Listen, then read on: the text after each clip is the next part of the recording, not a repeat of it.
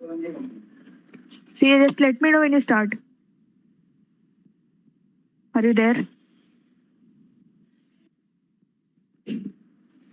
Okay. So the first question is from GATE 2019 for 2 marks. A single phase fully controlled thyristor converter is used to obtain an average voltage of 180 volt with 10 ampere constant current to feed a DC load. It is fed from single phase AC supply of 230 volt 50 Hz. Neglect the source impedance, the power factor of AC mains is. So we are given a single phase fully controlled thyristor converter. Sorry. Okay. So in this problem, the first problem is on power electronics.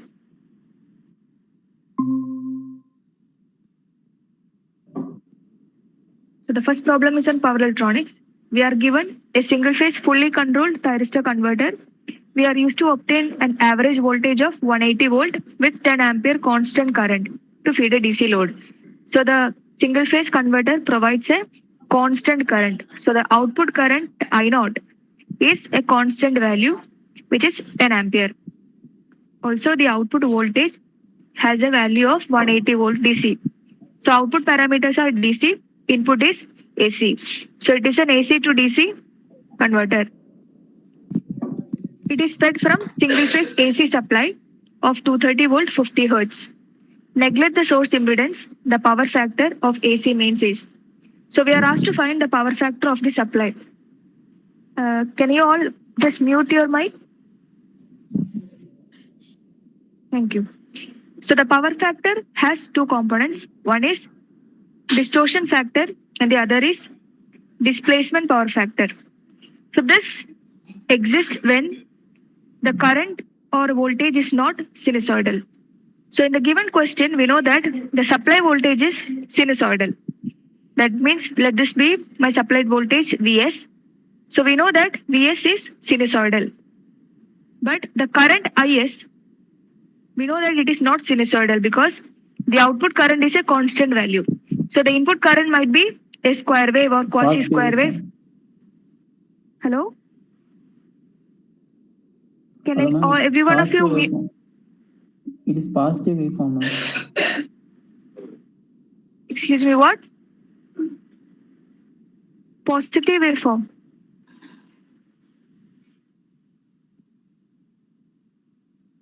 Are you talking to me?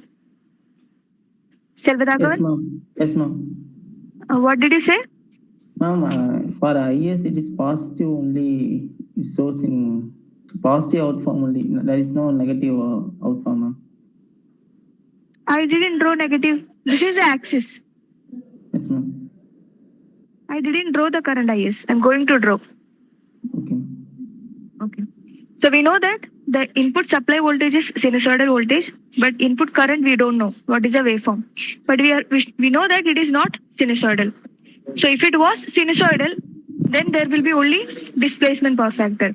Displacement power factor is given by cos phi 1, where phi 1 is the angle between fundamental of voltage and current. So we have fundamental voltage V1, fundamental current I1. The angle between them is phi 1. Then cos phi 1 will be your displacement power factor. Can everyone mute your mic? Okay. Now distortion factor is fundamental component of current by total RMS value of current. So the given problem, we have to find the current waveform. Then only we can find the power factor. Is this clear till this point? Yes, ma'am. Yes, ma'am. Okay. So now what will be the current waveform? You know that output current is constant value. That means the load is highly inductive. So you have your supply voltage. What will be your output voltage? This is your Vs. What will be your V naught look like? For an angle alpha, if you are triggering at an angle alpha, it will start conducting, it will become 0. But since it is an inductive load, it will conduct till 180 plus alpha. Then it will continue. So this is your output voltage waveform. Now what is the average value of this output voltage? It is given by integral alpha to pi plus alpha, the whole divided by pi plus alpha minus alpha into Vm sin omega t d omega t, which is nothing but which will come out to be 2 Vm by pi cos alpha. Is this clear? Yes, ma'am. Okay. So this value is given as 180 volts. Vm you already know, which is 230 times root 2. The all values which will be given for the supply will be RMS values. Only we found. Okay. So you know the average output, you know the Vm. So you will obtain cos alpha as 0.869, where alpha will come out to be 29.6 degree. So now you got this value. So now, you know, from alpha to 180 plus alpha, who all will conduct? T1 and T2 will conduct. So when T1 and T2 will conduct, the input current IS will be same as output current. Is it correct? Yes, ma'am. So alpha to 180 plus alpha, IS will be equal to I naught. But from 180 plus alpha to 360 plus alpha, 360 plus alpha is also 0 plus alpha, 0 to alpha. So from 180 plus alpha to 360 plus alpha, T3 and T4 will conduct. So the current will go like this. So in this case, what is IS?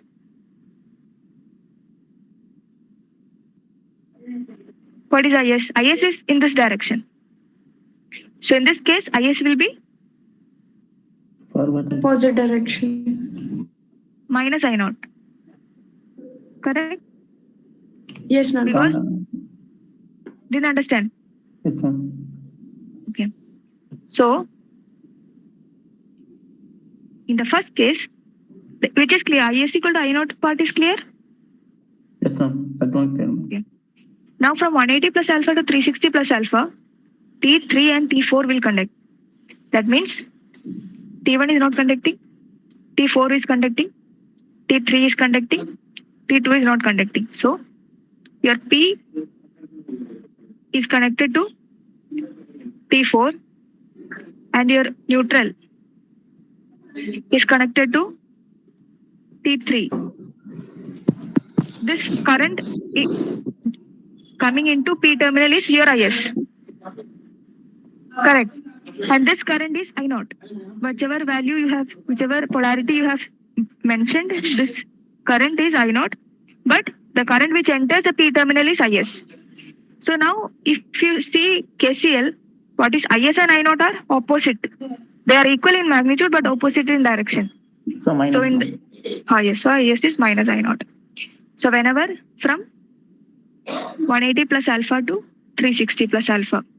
So when you plot your IS waveform from alpha to 180 plus alpha, you already got it is same as I naught. And I naught you already know what is the value, 10 ampere. So from alpha to 180 plus alpha, your IS is 10 ampere. And from 180 plus alpha to 360 plus alpha, 360 plus alpha is what actually? 0 to alpha. So at that time, your value of IS is minus 10. Is this clear? Yes, ma'am. Is it clear for everyone? Yes, ma'am. Okay. So your 180 is somewhat here and your 360 is somewhat here.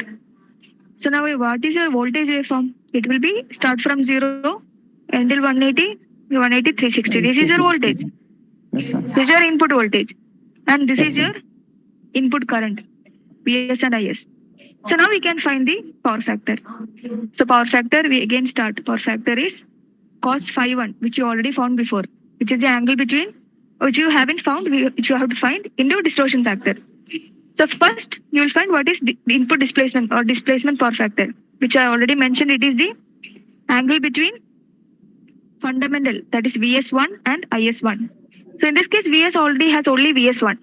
Voltage has only fundamental, but a current is a square wave. And you know that its fundamental will be how, like what? Fundamental will start from square wave 0, it will go to square wave n, and like that fundamental will go. So fundamental will be 0 at alpha, and another 0 will come at 180 plus alpha. Give me 1 second.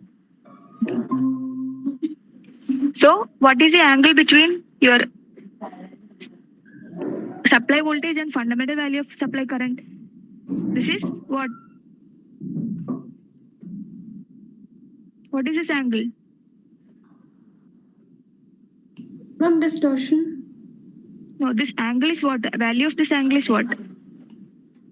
Ma'am, alpha. Alpha. So this is also what angle? This is also phi 1 because phi 1 is the angle between fundamental voltage and fundamental current. So here phi 1 is same as alpha. Is that clear? Yes, ma'am. So you got your cos phi 1 as cos alpha. Your cos phi 1 is nothing but cos alpha. Distortion factor is nothing but RMS of fundamental component of current by total RMS current. This total RMS current is what? Your current is a square waveform. So its RMS value will be same as the value. Say this is 10 ampere. So IRMS is nothing but 10. Is that clear, right? Because when you find RMS, you will square the waveform. So when you square the waveform, the 10 amp will become 10 square, which is 100. And you are finding the root, which will again become 10 ampere. Yes, ma'am. Can you give me 1 minute? Messages coming? What is this message, Selvaraghvan? This class is being recorded, okay? This is an NPTEL official class. Please don't try to do this, okay? It's not appreciated. Are you listening to me?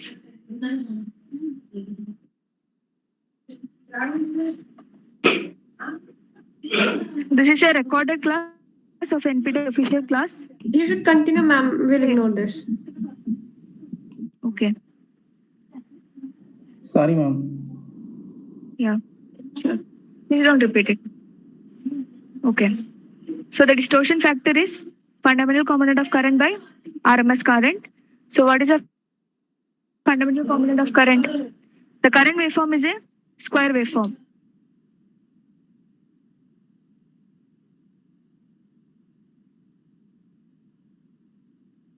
So component for nth harmonic component, the peak value is, if this value is I naught, the peak value is 4 I naught by n pi. So this is the peak value of nth harmonic component of a square wave. So here we are asked to find the fundamental RMS. Fundamental RMS will be fundamental peak by root 2. Fundamental RMS is fundamental peak by root 2, which is nothing but 4 I naught by n pi root 2. So I naught is already given as 10 amps. So your I1 is what? 4 into 10 by pi root 2 because n is 1 for fundamental. So this is your I1 and your IRMS is 10. So when you do the calculations, you will get the power factor as 0.78, which is the answer. Is it clear? Yes, ma'am. Is there any doubt? No, ma'am. Okay. So we'll move on to the next question. A fully controlled three-phase bridge converter is working from a 415 volt 50 Hz AC supply.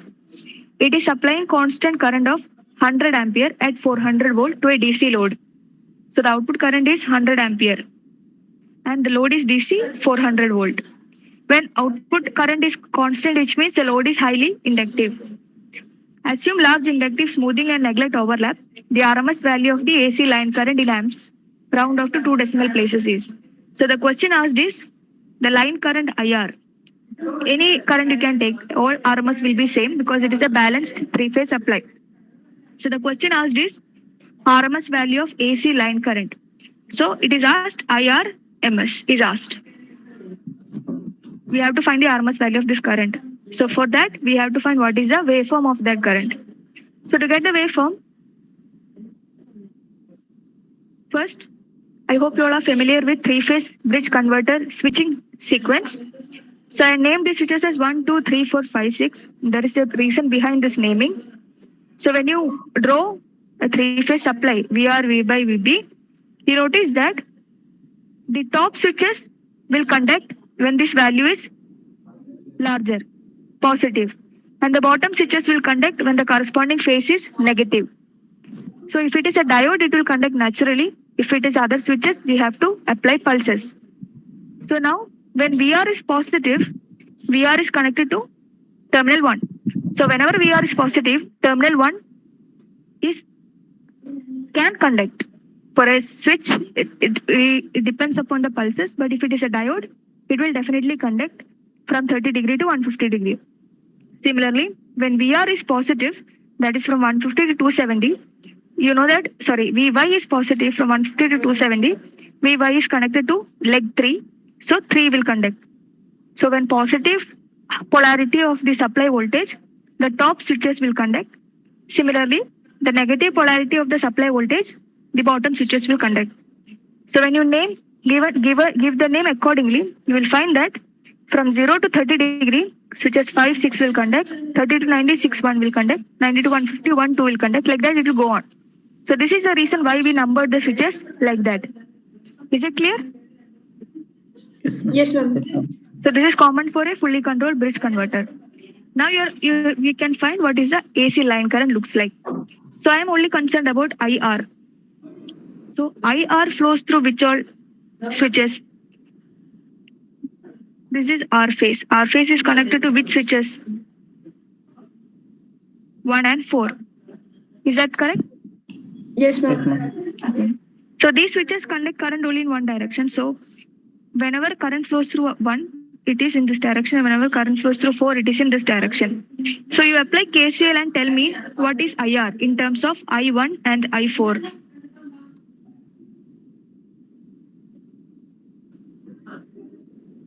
Now, Kirti, can you attempt? What is IR in terms of I1 and I4? Ma'am, I think my signal is weak. Can you repeat?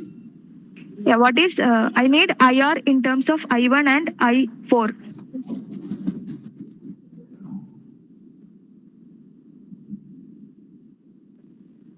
You apply KCL at this node. Okay, ma'am. Then IR plus I1 minus I1 plus I4. Think once more. IR plus IR No, and ma'am. I1 are IR plus I4 is equal to I1.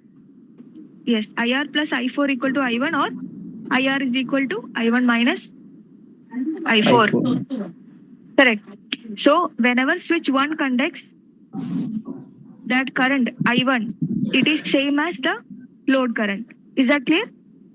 Whenever I1 conducts, that direction as well as load current direction. You know that any one of these switches will only conduct at a time. No two switches conducts at the same time. Yes, So when ma'am. one conducts, 3 and 5 will not conduct.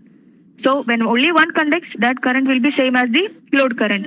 So when I1 conducts, at that time, I1 will be same as 100 ampere.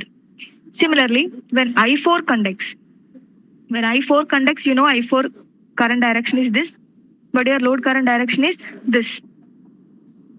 Correct. Yes, So ma'am. when that happens, I4 is same as 100 amps. Is it clear? Because both Yes, are in ma'am. same direction. So now we can draw IR. So when I1 conducts, I1 is nothing but switch 1.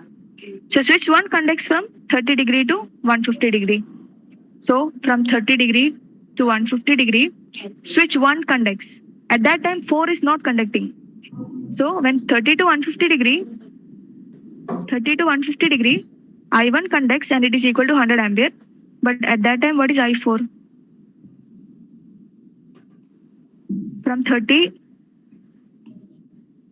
From 30 to 150 degree, is switch 4 conducting? Ma'am, switch 1 is conducting. Only 1 is conducting. 4 is not conducting, right? Yes, ma'am. So I4 is 0 ampere. So from 30 to 150, what is your input current IR? IR is I1 minus I4. It is nothing but 100 ampere. Correct. Yes, ma'am. So 30 to 150, your IR is 100 ampere. Now from 150 to 210, your 180 degree will come in between. So from 150 to 210, what is my I1? This interval, what is my I1 and what is my I4? Ma'am, I1 is not conducting in this interval. So I1 is 0, zero. I4? I4 is not conducting as well. Okay, so that means your IR is 0. So IR is 0 from 150 to 210. From 210, your 4 will start conducting, but 1 is still not conducting. So from 210 to 330, your I1 is 0, but I4 is conducting 100 Minus ampere. 100. No, I4 is 100, but Yes. IR is I1 minus I4, which will be minus 100 ampere. Correct. Yes, ma'am. So from 210 to 330, your current IR is minus 100. Now from 330 to 360, you will find that this interval and this interval only 5 and 6 will be conducting. So at that point 1 and 4 are not conducting. So in that interval also your IR will be 0. So in a one full cycle of 0 to 360 degree, your IR will be from 30 to 150 as well as from 210 to 330. Is that clear? Yes, ma'am. Yes, ma'am. Okay. Now you are asked to find the RMS value of this current. So now there is a shortcut you can use for square signals. So since it is a square periodic signal, if you square it, it will follow the same. So this negative value will become positive value. So this is nothing but you don't have to integrate till 360. You can just split it till 180 because it is half wave symmetric. I hope everyone is familiar with half wave symmetry. Yes, ma'am. Okay. So when this case comes, when this such a situation comes, if you know that this length is some d, this whole thing is say t, then the RMS value will be this value. Say this is I. So that value times root of d by t. Okay. So that value times how much ever, what is the length of wherewith that value exists divided by total length of that interval will give you the RMS value. Is it clear? Yes, ma'am.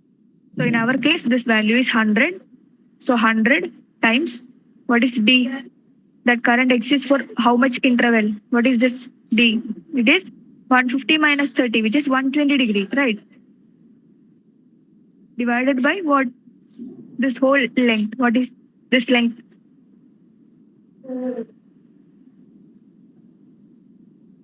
Pi. Or like I wrote both in degrees, so 180 degree. 180 degree.